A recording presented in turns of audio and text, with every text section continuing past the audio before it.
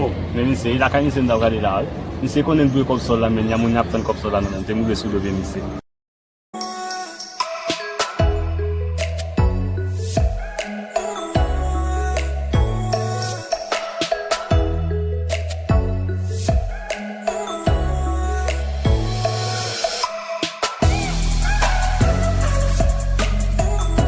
Yo, men, sa gen men.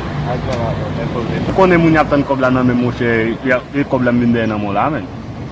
Kop men, ki kop sa men? Mbadouan men, se non sol mi avo, le avo ko ive. Men koman le ava kouve? Bon jodi a 28 yo kon februya 28 yo kote men. Yo jodi a kop la tombe, jodi a pou mou met kop la, yap tan nou la kala pou mbot kop la ale.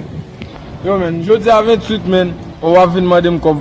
Ou fon sol ou dim 15-30 pou mpe yo men, chak 15, chak 30 pou mpe yo. Pa vwe? Men jodi a 28 wak avin madem kop men. Februya apote 28 yo. Ah, men Februya apote 28 yo.